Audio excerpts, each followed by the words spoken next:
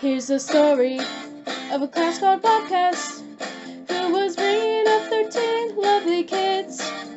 All of them had hearts of gold, like their teacher, the youngest one a girl. Here's the story of a teacher named Patty, who was busy creating the class on her own. There were 12 men filming all together, yet the girl was alone.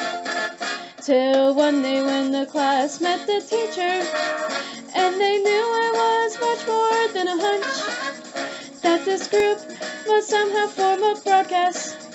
That's the way we all became the Bobcast Bunch, the Bobcast Bunch, the Bobcast Bunch. That's the way we became the Bobcast Bunch. What up? We're back on P. I'm Gage. Now I'll start with the menu. Let's get some more enthusiasm in your voice, buddy.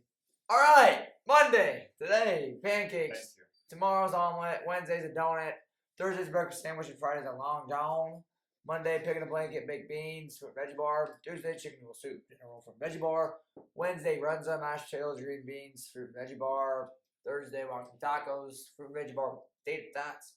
Friday's hot ham and cheese sandwich, cow potatoes, fruit veggie bar. Tip the daily quote. You equal. Well, perfection is attained by slow degrees. It requires the hand of time. Elementary news, 10:31 counts. November 1st, no school, pre-K through 6, teacher in service. November 8th, grab and go, grandparent breakfast. And pre-K through 6, 7:45, and p.m. for pre-K is 2:30. Mondays after school until 4:30 during the first semester's 3rd and 4th grade coding club. And then second semester, it's 5th and 6th grade coding club. On to the sports, Cage. Next week, National FFA Convention all week. Wednesday, November 1st, state volleyball, no school pre-K through 6th. Thursday, November 2nd, state volleyball. Friday, November 2nd, also state volleyball. And then football quarterfinal playoffs. And Saturday, November 4th, state volleyball, junior high, wrestling at Wayne Invite, 10 o'clock. That'll do it for today's Bobcast. Make sure to stay tuned for Barrett's sports segment, season 3, episode 11. Hello, Summerlin. I'm Barrett with the Summerlin Bobcast sports segment, and this week we got a new segment lined up, a new show, as you can see behind me. And there's no weekly review this week, so quickly I'll just go. Not going to go through the picks, but just say that in the NFL, Cage ended up going 11-4, and I went 10-5. So he beat me there, but in college football, he went 4-6. I went 7-3. So he beat me in the NFL by a little bit. I beat him in college football by a lot. I don't know who's better. I guess that's up to you guys. So let's get into our first segment of the day, which is a new one, and it is called Did You Know?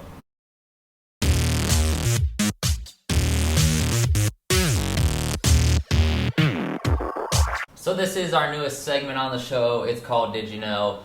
A nice little rhyme. This week, it's about National Tight End Day. Did you know that last Sunday, and during the NFL games, was National Tight End Day, the holiday that the NFL came up with to celebrate tight ends because they don't get enough love. So let's kind of go through what tight ends really showed up for National Tight Ends Day, because there was a lot of them that did. Let's start out in Kansas City, where Travis Kelce had 179 yards on 12 receptions and a touchdown. I mean, obviously everybody either likes to talk about the Chiefs or hates to talk about the Chiefs, obviously, with Taylor Swift and all that, but Travis Kelce is playing probably the best football of his career right now, and he showed up for National Tight Ends Day. Mark Andrews in Baltimore, he only had 4 catches, but 2 of them for a touchdown and 63 yards in that blowout win for the Ravens over the Lions. Mark Andrews, again, he's probably the second best tight end in the league, and he played really good. Darren Waller, out of nowhere, I actually forgot he was in the league. I forgot he was on the Giants. And he played great. On 7 catches, he caught 1 touchdown for 98 yards. Almost got to that 100 mark. Finally, he's kind of slowly been getting better each week. But this week, he finally has like an all-around good game, which is good for him. I always kind of like Darren Waller. But, I mean, he's signed with the Giants now, and now he's playing. He's finally maybe getting good again. Obviously, his offense is really bad there. But, you know, that sucks. Mike Gesicki is one that he didn't really play great. Only 2 catches, 5 yards, but he had the game-winning touchdown. You got to recognize it, right? It's National Tight Ends Day. He caught that game winner. He tried to hit his gritty that he always does. It's disgusting if you haven't seen the video. But I guess congrats to Gesicki on the game winner. Now in where's he play? New England, I think, which is also very interesting. Tight ends moving all over the place. Gerald Everett had a decent game, 3 catches, 25 yards, a touchdown. He plays in Los Angeles for the Chargers. That offense is really stacked with Mike Williams going down. Tight ends got to step up. So he did. He finally had only 3 catches, right? But he had a nice touchdown, and really that's about all you can ask for in a tight end, right? Dallas Goedert in Philly, he had 5 catches for 77 yards and a touchdown on Sunday Night Football. Again, another good performance. Tight ends playing really well, and another offense that's stacked when you look at A.J. Brown and Devontae Smith and DeAndre Swift and Jalen Hurts. And then there's Dallas Goedert. He always gets forgot about, but you can't forget about him because he's really, really good. Some other tight ends here that didn't really play great, but they had decent games, right? They're like the next step. Not the guys that scored touchdowns, but the guys that just, played decent enough. It was Dalton Kincaid in Buffalo and Sam Laporta in Detroit. Of course, we'll talk about Sam Laporta first. In that Lions blowout loss, there's not really much he can do. He still got 6 catches, 52 yards, but you can't ask much more. When you only score like 6 points as an offense, it's probably not going to go to your tight end unless it's Travis Kelce. But in that case, the Chiefs scored more points than that. So it was a rough loss for the Lions, but Laporta got involved. And Dalton Kincaid out of nowhere, he drops 8 catches, 75 yards in that game, which was really good because obviously Buffalo, you think of Dawson Knox, but Dalton Kincaid's coming up and playing good now.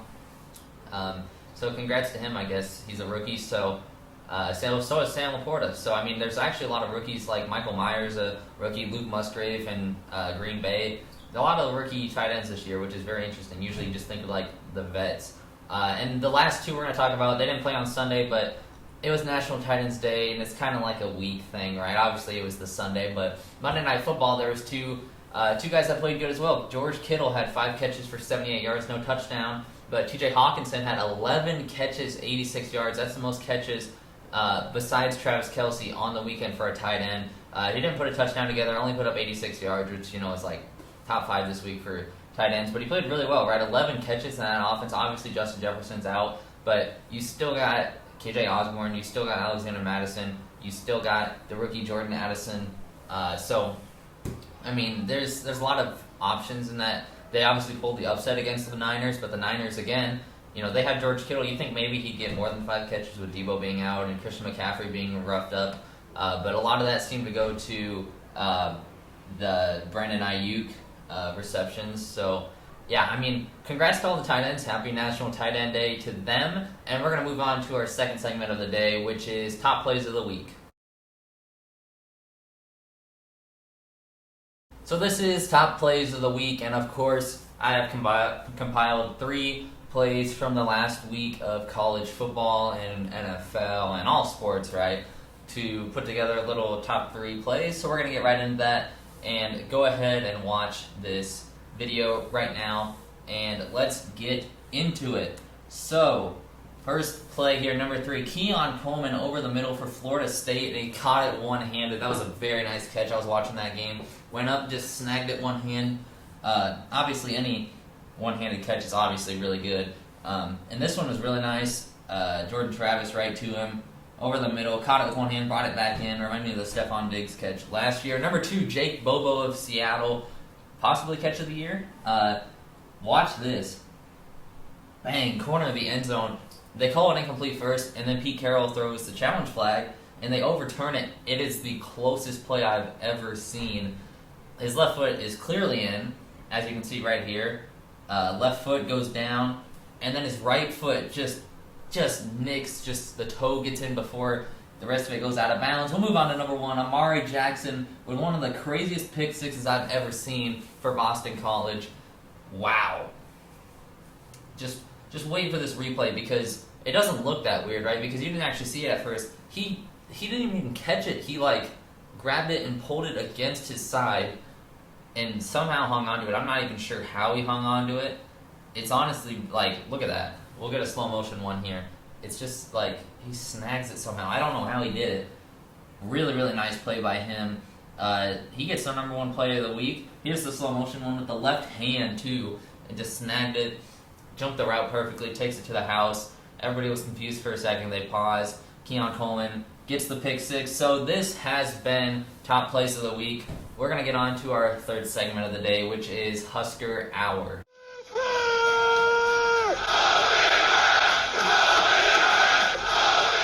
So this is Husker Hour, and this is where we talk about everything related with Husker football. And the newest news, which actually at this point is kind of old now, was that 3 new Huskers earned black shirts over last weekend. They were Phelan Sanford, Nick Henrich, and Jamari Butler. 3 guys that have become a big part. Obviously, Henrich was injured early, and Jamari Butler kind of stepped into a bigger role when guys like Cam Lenhart and Luke Reimer went out. Phelan Sanford's had to play because of Deshaun Singleton being injured, so those guys have stepped up. They've earned black shirts. Congrats to them. Otherwise, not so good news here with a bunch of injuries throughout the past, like last week, ton of injuries, and through the entire season. Has anybody really seen this many injuries, especially to a Nebraska football team? It's honestly crazy. Starting with left guard Ethan Piper, he's going to have knee surgery and is going to be done for the year. Along with left tackle Turner Corcoran, he had foot surgery. He's also done for the year. So there's 2 offensive linemen that are done for the season. Right guard Noordine Nawili, it's an undisclosed surgery. We're not sure. It's a week or 2 on him being back, which is rough. That'll bring him back like Michigan State, Maryland, Wisconsin, somewhere in there, right? Wide receiver Billy Kemp sprained his MCL. He's going to be out for multiple weeks, so maybe again, not back to Wisconsin or Iowa. Maybe have him if we have a bowl game if we get there, which is going to be tough with all these injuries, right? Corner Tommy Hill, he has an ankle injury. He's day to day. He should be back this week for the Purdue game. And then adding on to just like these injuries that happened this week, here's a list of like all the injuries that have happened. You got IGC with an ACL, Marcus Washington with an ACL, Ramir Johnson with a shoulder injury, Gabe Irvin Jr. with a hip, Xavier Betts, he left the team because his mind wasn't focused on football really, right? He talked about that. Jeff Sims has been injured. Barrett Liebentritt's been injured. Dwight Boodle, he's out for the season. Deshaun Singleton's been injured. We saw Ben Scott go down. It's honestly crazy the amount of injuries. We saw even Anthony Grant got banged up a little bit the last couple of weeks. It's really crazy. I haven't seen this many injuries, right? Luke Reimer, he missed a bunch of time, 2 weeks I think. So it sucks having that many injuries, especially for a guy like Matt Rule that's trying to build a team. It's really hard to when you got people missing every single week or more injuries adding on to what you already had. But the team now is 4-3 with the win over Northwestern out of the bye week. Now we go and play Purdue this weekend in a couple of days, and it's at home. It's going to be cold, probably snowy, which sucks because, you can't throw the ball, and we don't throw the ball anyways, so hopefully it slows down Purdue a little bit. Our defenses look excellent, we all know that, and hopefully the offense can just score. If Nebraska is scoring 17 points, and we know the defense can hold teams, so I think it should be another win. Go to 5-3. That puts us 1 away from a bowl game first year with Matt Rule. That's crazy to think about.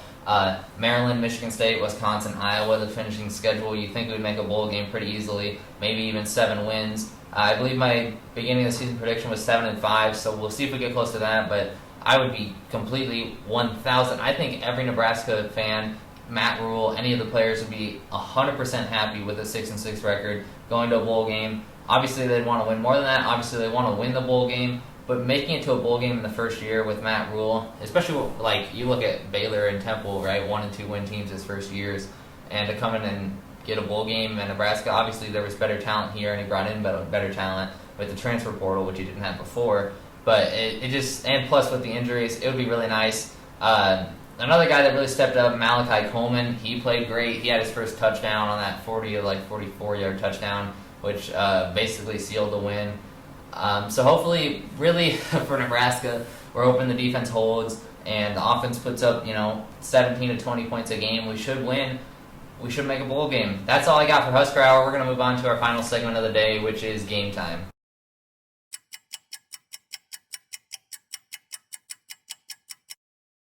Welcome to Game Time. We got on Kelvin this week, and we're going to make some picks, NFL, college football. Let's get right into it. We got the Bucs playing the Bills. I think I'm just going to have to flat out go with the Bills here. Facts. The Bucs are terrible. The last 2 years, they've been too dominant. Yeah. You got Josh Allen. Stephon Diggs. Their defense playing really well. Do I think they win everything this year? No. But are they still a dang good team? Yes. Yeah. Yeah. I'm taking the Bills as well. Rams and the Cowboys. I have to go Cowboys. You know, I'm going to go Cowboys as well. 1, it's my team. Yeah. 2, they look good this year. Don't even say it's your year. It definitely is not your year. No, they're going to throw like they do every year, but Yeah, but next year's their year. typical Cowboys fan. Plus the Rams are terrible, so yeah, give me the Cowboys. Vikings and the Packers.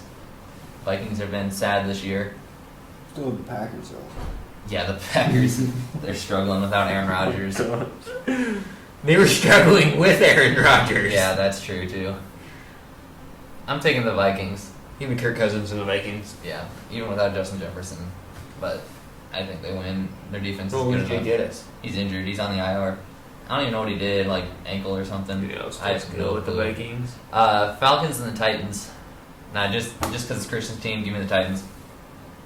Yeah, screw Christian. Yeah. Good old Christian. Give me Give me Titans. the Titans. Saints playing the Colts. It's a rough game. Only reason I'm going Colts is because I'm going to be in Indy next week. Interesting thing. I'm gonna take the Saints because I feel like it. I mean, I don't even know who's better because both teams are honestly really bad again. Patriots and the Dolphins. Give me the Dolphins. Tua and is it Tyreek Hill. Yeah, Tyreek. Yeah. Right now they just are A clicking. dynamic duo. Yeah. Yeah, I'm taking the Dolphins. Patriots kind of trash. Jets and the Giants battle New York. Two terrible teams. Okay. Cowboys blew the Giants out 40-0. First game of the season. Yeah. It's funny. They also then proceeded to blow the Jets out. Yeah, they did. But not as bad, so I'm going Jets. Yeah, I'm gonna take the Jets too. It's obviously Zach Wilson and yeah. Well, first off, the Aaron Rodgers team. yeah. First off, being a Jets fan would be terrible. Second off, being a Jets fan and then 4 snaps into the game seeing Aaron Rodgers get injured, who you just like your whole season's built around, would be terrible. And then again, you're still a Jets fan, but Which would be terrible. yeah. So I'm gonna take the Jets anyways because the Giants are actually somehow worse than the Jets. So yeah, give me the Jets, even though they both play in the same stadium. So whose home game is it really? I don't know. Nobody knows. Jags playing the Steelers.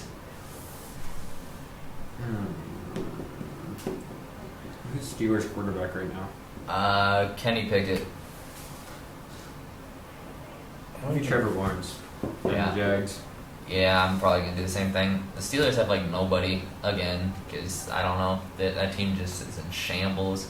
I'm taking the Jags. Eagles and the Commanders. Easiest pick of the day in my Literally opinion. Eagles. Yeah, Eagles The win. tush push. The tush push, yeah, no It's doubt. unstoppable. Jalen Hurts and the tush push, no doubt. Texans and the Panthers, battle of two teams that are literally with. Well, I guess it's the battle of the first versus the second overall pick. Well, the Panthers haven't won a game this year. Yeah, so that's gonna just make me pick the Texans right there. Yeah.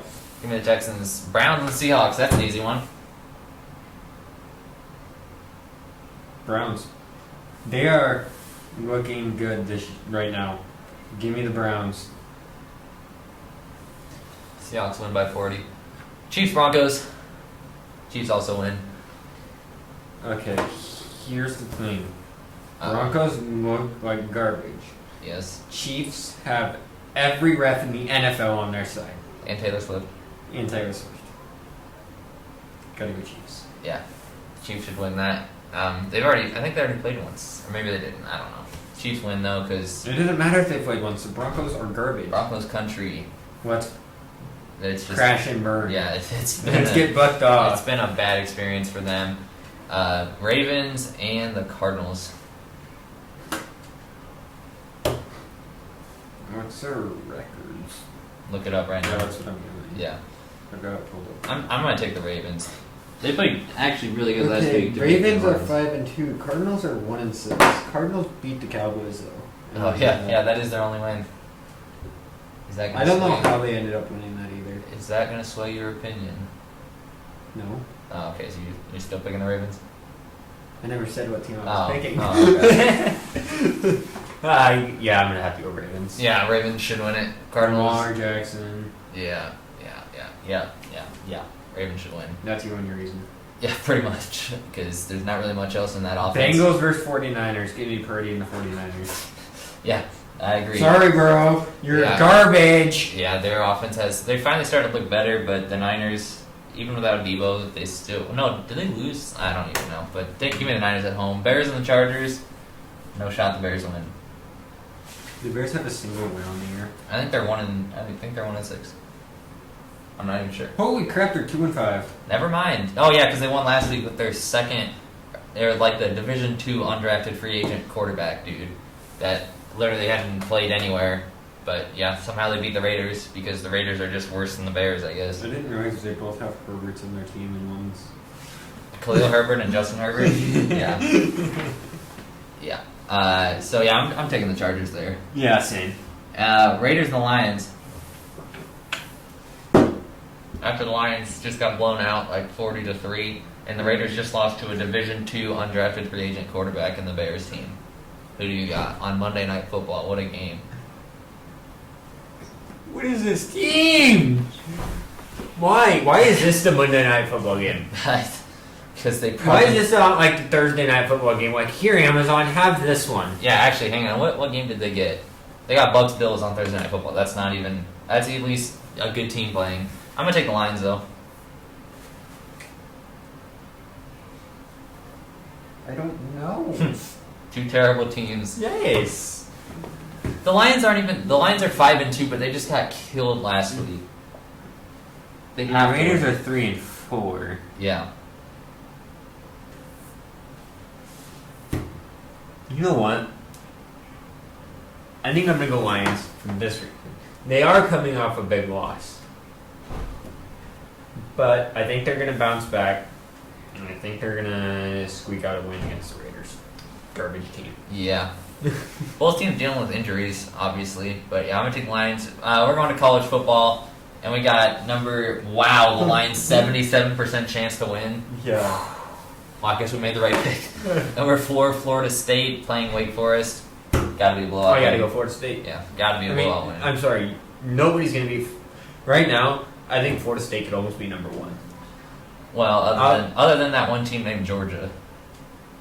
Georgia hasn't really blown anybody out this year, though. I feel like Georgia this year, compared to the last 3 years, has looked not like Georgia. They're still a good team, yes.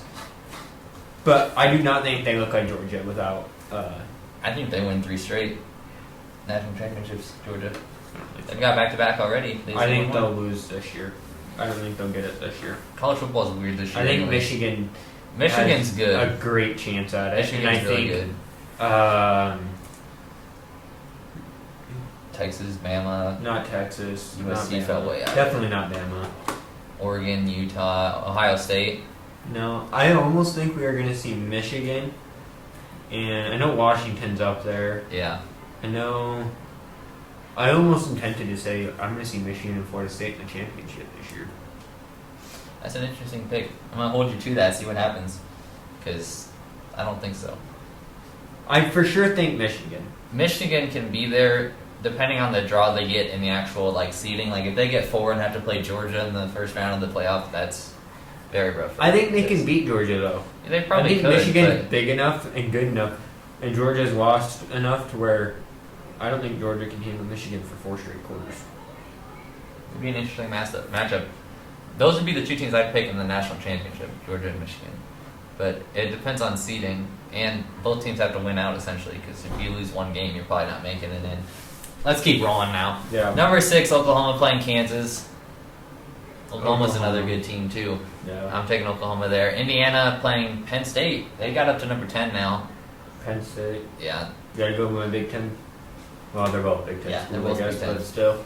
I mean, Indiana hasn't looked All right, terrible. give me but Maryland Penn on the State. next Yeah, Maryland Northwestern. Go yeah. Terps! Give me the Terps. On the road doesn't matter. Tulia Tagovailoa, give me them. What do you think on Maryland's uniforms this year, though? They're good, not as good as this next team because we got Oregon coming up. But I don't like them as much. I don't like their helmets as much. I like the old flag helmets. Yeah, That was this Maryland. When I thought of Maryland, that's what I thought of. yeah. Well, that's about all Maryland has, but just a football team. I mean, it's like Nebraska. What else does Nebraska have? Corn? Corn. Yeah, corn and cows. Kern. Yeah, pretty much. This is actually a really good game. Number 8, Oregon playing number 13, Utah. Okay. Is Oregon wearing the splatter paint uniforms, or did they wear those last week? I think they won last week. I know they wore some. I'm sorry, the splatter paint uniforms were awesome. Yeah, they were. But if they aren't wearing them this week, give me upset, give me Utah. Utah at home. Mm-hmm. This is a huge game, but I'm taking Oregon. Give me Bo Nix and It's the going to be Ducks. close. It's It going will to be be a high close game. scoring. Yeah, I am feeling a total of 80 points. that's possible. 40 and 40. So, like 42-38. I'm thinking like It'll be a good game. Number 20, Duke. Number 18, Louisville. Give me Louisville. Psych, give me Duke. Yeah, I do it. I would say, give me Louisville at home. That'll be another good game just because the only thing that Duke has against them, I think their quarterback's injured, so. That's Michigan State. I'm like, why is Michigan not happening? Oh, yeah. Michigan State playing Minnesota. I'm going to take Minnesota at home. Is it Michigan's bye week? No, I don't think so. I probably just didn't put them on the Yeah. schedule for picks. Give me It might be, I don't know. Michigan State versus Minnesota. Yeah. I think I'm gonna have to go Michigan State. Yeah, it's going to Didn't Minnesota? Did they win? Minnesota. They played last week. I forget. No, Minnesota was on a bye last week, I think. Or did they? No, because Illinois played Wisconsin. Somebody played Iowa and beat them. I don't remember. And my They my played. memory's gonna Minnesota did beat Iowa. They did. That was who played. Yeah. Yeah. Minnesota beat Iowa, and I'm taking Michigan Minnesota. State. Didn't they play Michigan last and lost? Yeah. Michigan State is rough this year. They've. I think I'm gonna have to go Minnesota because they've got the momentum. Yeah, I'm taking Minnesota. Number 21, Tennessee and Kentucky. Give me Tennessee. Yeah, flat out. Tennessee. Give me Ohio State, Yeah. Wisconsin. Ohio State, Wisconsin. Ohio State, another team that's probably going to be in the playoff hunt. Give me Ohio State. Finally, we got Purdue, Nebraska. Nebraska get to 5 wins or Purdue get to 5 wins? Both looking for a bowl game. Both Okay, looking to win the Big Ten West. We played Purdue last year really close. Yeah. We didn't win because we didn't win one-score games last year. No, I think though Nebraska can get a big start. I think the players that were unhealthy this last game, I think at least a few of them come back. Because if they don't, we're screwed. Yeah. But I think at least a few of them come back and are at least fairly healthy. I'm going to have to go to Nebraska. Yeah, I got to take Nebraska. Purdue is like the same situation as Nebraska. Like they fired their head coach. They lost a bunch of guys to injuries. They're trying to get back to bowl eligibility. Nebraska's better. They're at home. It's going to be a cold, snowy day. Nebraska likes to run the ball anyways, and our defense is good, so Purdue can't throw the ball. Nebraska wins by 14 at home. You're going 14. Yeah, give me 2 touchdowns on that. So, this has been Game Time with Kelvin. Thanks for coming on this week. You do remember we couldn't even beat Northwestern? Yeah. I know. 2 scores? Yeah, I know. That's my I just pick. now remembered that. That's my pick. Hey, no. I almost did the closing right there. We can't go back. Thanks for coming on, Kelvin. We'll see you next week.